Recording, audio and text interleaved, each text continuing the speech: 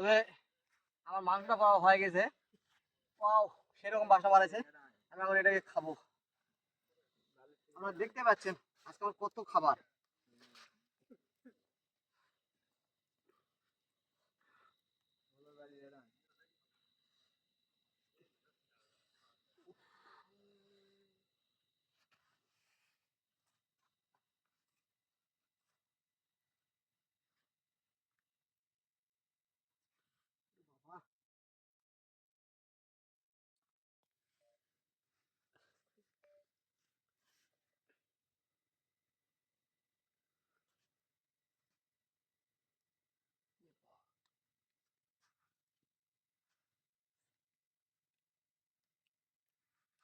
খাবো।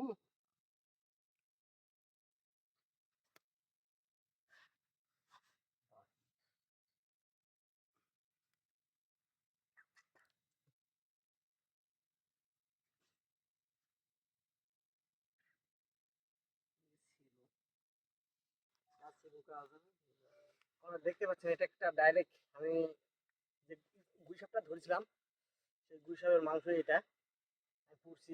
এদিকে একটু চামড়াটা ছিলে নিছি। আর দেখতে পাচ্ছেন মানে এটা আমাকে প্রচন্ড গরম লাগতেছে। ওয়াও, দারুন। দেখতে পাচ্ছেন সাপের মাংস কিরকম দাঁড়া, মানে স্বাদ মানে গরুর মাংসের মতো, মানে অনেকটা কি আর বলবো, মানে মানুষ কয় না যে ওই কি জানি, আমি মনে পাচ্ছি ওই যে কাটা কাটা গোস্ত না কি জানি কয়। আমি গরু গোস্ত বেশ খাইনি, যেহেতু আমি গরিব মানুষ। আমরা সেই কালতেই মানে বেড়ে ওঠা হয়েছে আমার গরিব ঘরে। তো গরিব মানে গরু গোস্ত আমরা শুধু জাস্ট এই কুরবানি আর ওই কুরবানি মানে হৃদে হৃদেই খাই থাকি। তো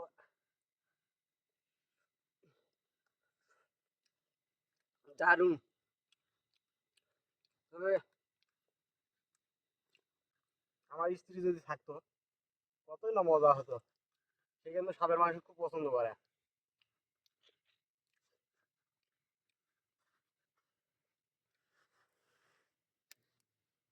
শেখা ভাই,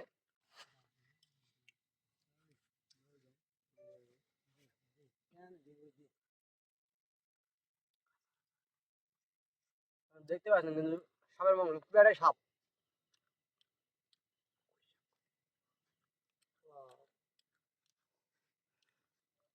তো কেমন মানে একটু ফোকাস করো। তো তোমার কি সত্যি বিশ্বাস হয় আমি সাপ খাচ্ছি, না অবিশ্বাস মনে হয়? তো ওটাতে ইয়া করে নাও। জানুন ওটা একটু নি এটা কাঁচায় আছে। এমনিতে এরা খালি কামড় মার, তারপরে কিছু করবে লাগবে না।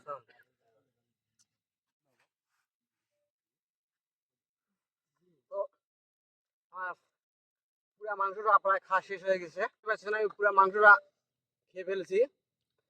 তো এখন আমি এখন ক্যাম্পে যাই ঘুমাবো। কারণ যেহেতু আমি প্রচুর ট্রাট আজকে সারাদিন প্রচুর খাটাখাটনি করছি। তবে আমি ভরপুর খাবার পেয়েছি, এতে আমি সন্তুষ্ট। তবে আমার কাছে আরো একটা এন্দুয়া আছে, সামনে ভিডিওতে আপনাদেরকে দেখাবো।